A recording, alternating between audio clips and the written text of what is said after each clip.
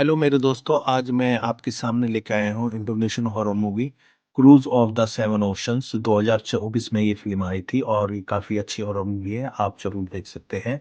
और मैंने कुछ इसके पार्ट्स जो हैं वो पॉपुलर कर दिए हैं, तो उसमें कुछ ज़्यादा ही ब्लड था। और आपको पसंद आएगा मेरा एक्सप्लेनेशन। प्लीज़ लाइक करें, सब्सक्राइब करें माय चैनल और कमेंट करना ना भूलें। मूवी स्टार्ट होती है अब।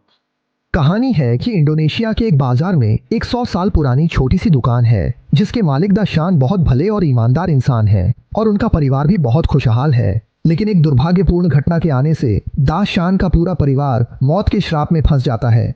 उनके बेटे शियाउदी की अचानक जांच में पता चलता है कि उसे गंभीर किडनी की बीमारी है और ऑपरेशन का खर्च दाशान की क्षमता से कहीं ज्यादा है। लेकिन शायद भगवान की कृपा थी कि शियाउदी के बीमार पड़ने के कुछ ही समय बाद दाशान की दुकान का कारोबार अचानक बहुत तेजी से बढ़ गया, जबकि इसके ठीक उलट सामने वाले उनके साले की दुकान का कारोबार बुरी तरह गिर गया। लेकिन जैसा भी हो, कारोबार में अचानक आई इस तेजी ने दाशान को कुछ ही दिनों में बेटे के ऑपरेशन के लिए पूरा पैसा इकट्ठा करने में मदद कर दी। पैसे की व्यवस्था होते ही अस्पताल ने बहुत जल्दी शियाउदी का ट्रांसप्लांट ऑपरेशन कर दिया। हालांकि ऑपरेशन बहुत सफल रहा, लेकिन ऑपरेशन के बाद अजीब घटनाएं घटने लगीं। कुछ ऐसी चीजें जिन्हें आम लोग नहीं देख सकते, शियाउदी उन्हें साफ साफ देख सकता था। और इस घटना के बाद से ये अजीब घटनाएं लगातार उसके साथ बनी रहीं, जिससे उसकी जिंदगी में काफी परेशानी आ गई। लेकिन डॉक्टर की जांच के बाद डॉक्टर ने कहा कि शियाउदी सामान्य है, पर कोई नहीं जानता था कि दाशान का परिवार जल्द ही एक विनाशकारी श्राप का शिकार होने वाला है। उस दिन जब दाशान दुकान बंद कर घर जा रहा था, उसने देखा कि दुकान के दरवाजे की दरार में एक पार्सल फंसा हुआ है। दाशान का चेहरा गंभीर हो गया। उसने जल्दी से पार्सल खोला और उसके अंदर अशुभ वस्तु थी। दाशान ने तुरंत मान लिया कि यह सामने वाले जीजा ने किया है, जिससे वह बहुत गुस्सा हो गया और उसने पार्सल को सीधे कूड़ेदान में फेंक दिया। जब वह वापस अपनी गाड़ी में बैठा तो उसके कंधे में अचानक तेज दर्द और जकड़न महसूस हुई। दाशान ने सोचा कि शायद यह ज्यादा थकान की वजह से है, लेकिन जब वह घर पहुंचा तो उसने सोते हुए शियाउदी को जगाया और उसे जल्दी सोने के लिए कहा। लेकिन जब शियाउदी ने अपने पिता को देखा तो वह असामान्य रूप से डर गया, जोर जोर से चिल्लाने लगा, घबराकर अपनी माँ की गोद में भाग गया और अपने पिता की ओर इशारा करते हुए बोला कि उनके कंधे पर एक औरत बैठी है।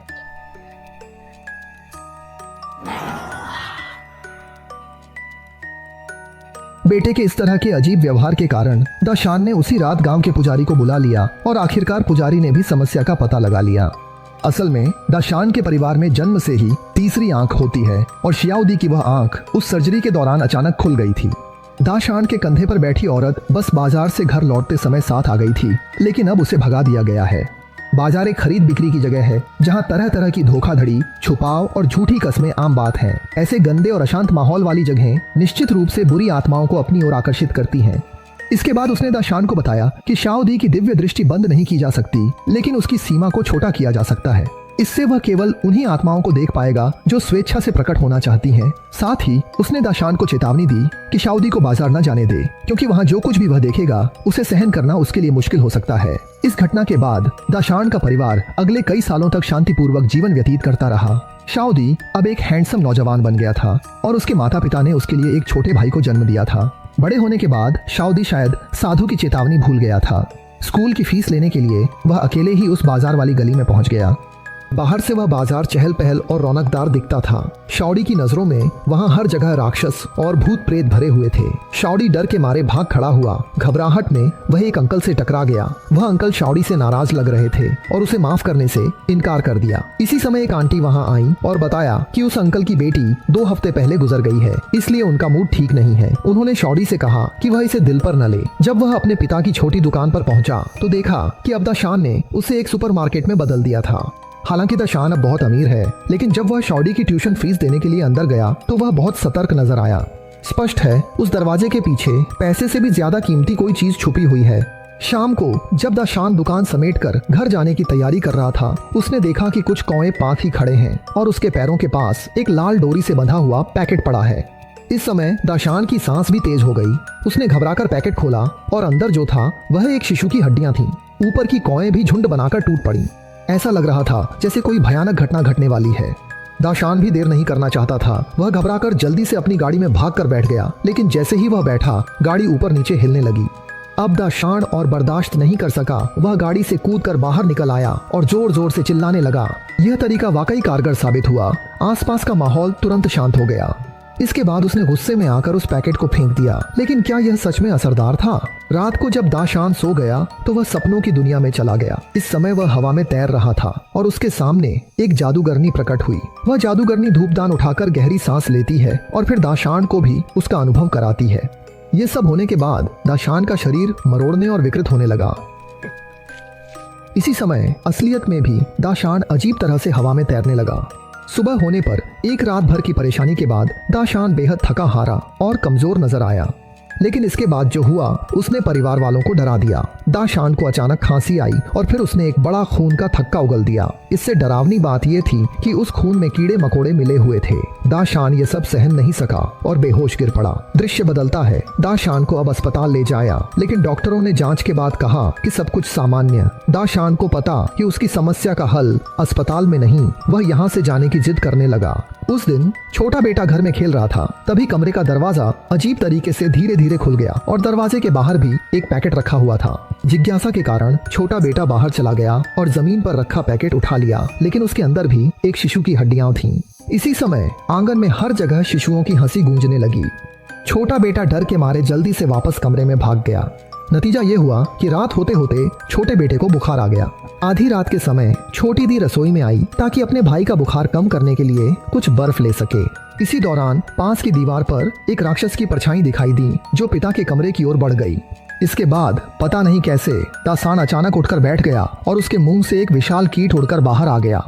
जैसे ही कीड़े को शाउदी ने पैर से कुचल दिया, दासान वहीं पर ढेर हो गया।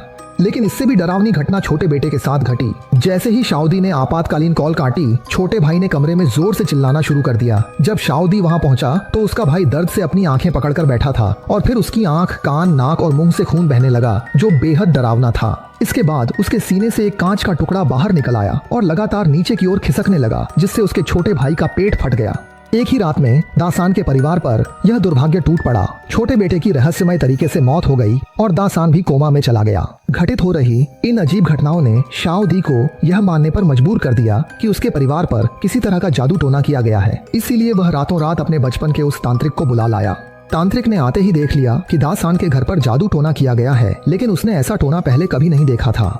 इस रहस्य को समझने के लिए समय लगेगा, लेकिन शाओदी और उसके परिवार की सुरक्षा के लिए तांत्रिक ने सबको एक एक ताबीज दिया जो उन्हें अस्थायी रूप से सुरक्षित रख सकता है। लेकिन दासान के साथ हादसा होने के बाद से घर का कारोबार बुरी तरह गिर गया। यहाँ तक कि कर्मचारी भी इस्तीफा देने लगे। शाओदी ने सुबह रात तक इंतजार किया, लेकिन आखिरकार सिर्फ एक भूत ही सामान खरीदने आया।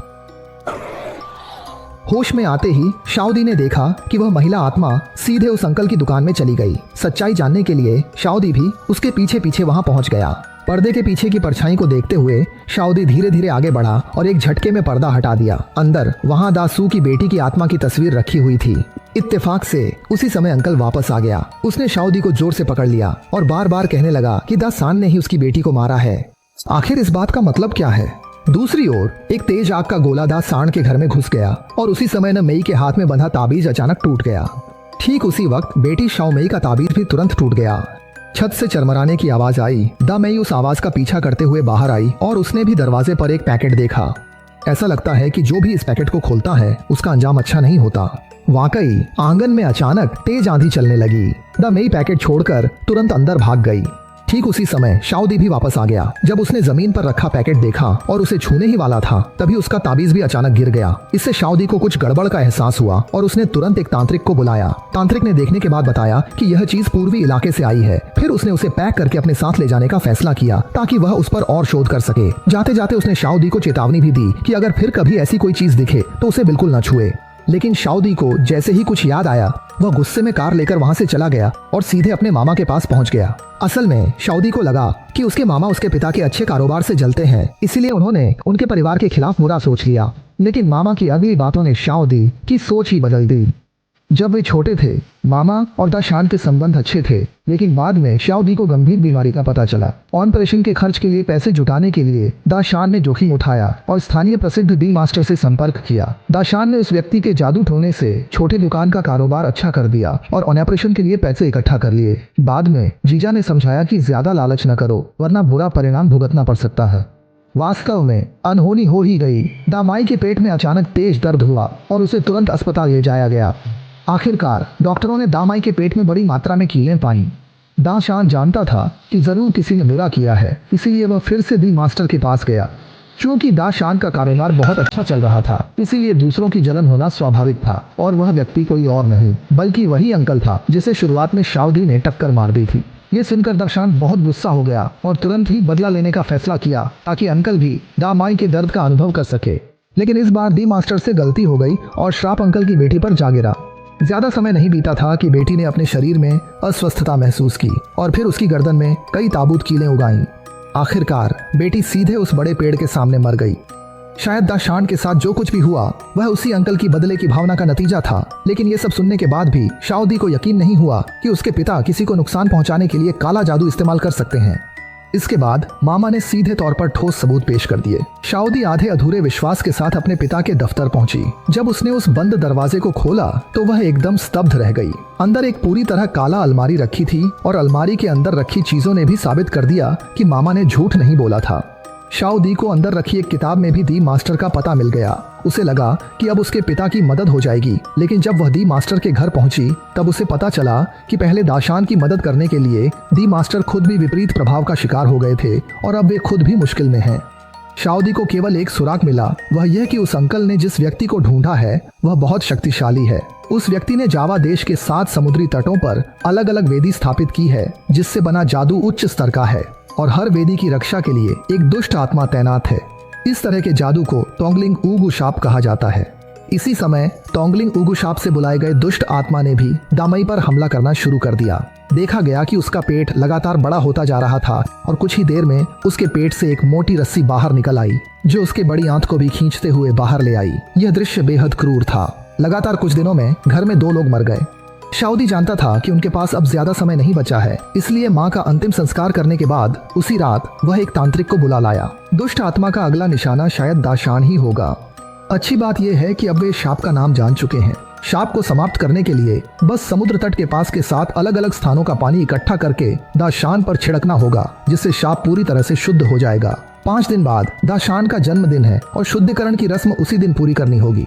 समय कम है और जिम्मेदारी भारी है। चूंकि समुद्र तट पर स्थित वेदी आम लोगों को दिखाई नहीं देती, इसलिए तांत्रिक ने तुरंत शाओदी और शाओमेई की दिव्य दृष्टि पूरी तरह से खोल दी। जब वे दोनों समुद्र तट पर पहुंचे तो वेदी भी उनके सामने प्रकट हो गई। स्थान निश्चित करने के बाद शाओदी ने देर नहीं की। समुद्र का पानी लेने के बाद वह जल्दी से गाड़ी लेकर निकलने की तैयारी करने लगा। इसी दौरान रक्षक दुष्ट आत्मा अचानक प्रकट हो गई। लेकिन अच्छा यह रहा कि इस बार डर तो लगा, लेकिन कोई खतरा नहीं हुआ। दोनों सुरक्षित यहाँ से निकल गए। जल्दी ही उन्होंने दूसरी वेदी ढूंढ ली। हालांकि वहाँ भी उन्हें दुष्ट आत्मा का सामना करना पड़ा, लेकिन वह आत्मा जैसे केवल उन्हें डराने के अलावा कुछ नहीं कर रही थी। शायद दुष्ट आत्माओं का काम वेदी की रक्षा करना है। जब तक वेदी सुरक्षित है वे किसी बात की परवाह नहीं करती। दुष्ट आत्माओं की इस ढिलाई से दोनों ने भी निर्धारित समय के भीतर 7 बोतल समुद्री पानी इकट्ठा कर लिया। लेकिन घर के जादूगर की किस्मत इतनी अच्छी नहीं थी। अचानक पूरे आंगन में तेज आंधी चलने लगी और पल भर में सब अंधेरे में डूब गए। नर्क से आई दुष्ट आत्माएं भी पूरी तरह प्रकट हो गईं और फिर आंगन से जादूगर की दर्दनाक चीखें सुनाई देने लगीं।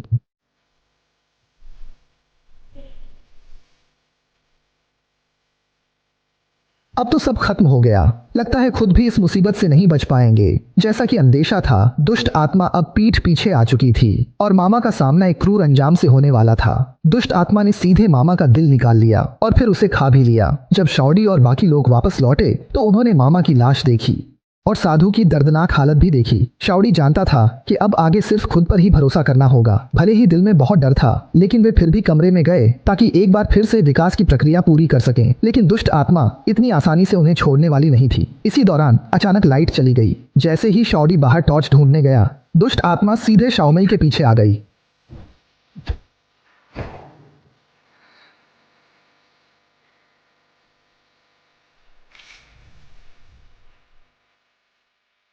सफलता से प्रक्रिया पूरी करने शाओमेई जोर से चिल्लाई और दुष्ट आत्मा का ध्यान खींचा। जैसे ही शाओडी विकास प्रक्रिया पूरी करने वाला था, दुष्ट आत्मा ने अचानक दहाड़ लगाई और पल भर में शाओडी को कई मीटर दूर फेंक दिया। ये दुष्ट आत्मा चालाक थी। उसने सीधे दाशान को घसीट लिया। अपने पिता की करुण पुकार के सामने शाओडी को अचानक एक उपाय सूझा। उसने मंत्र पढ़ने के बाद झट से समुद्री पानी फेंक दिया।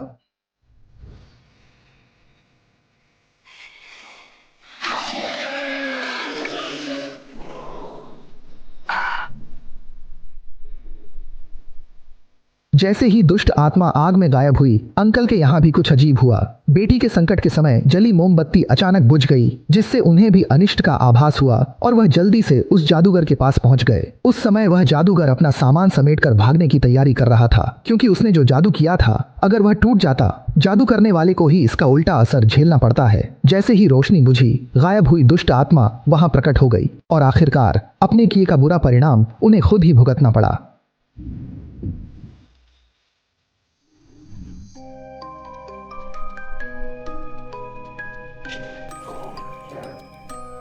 कहानी के अंत में दाशान डिनास को लेकर ऑफिस आया और अपने द्वारा किए गए पाप को समाप्त कर दिया। लेकिन इस बाजार में इंसानियत की कुरूपता और लालच हर दिन दोहराए जाते हैं, जिन्हें कोई रोक नहीं सकता।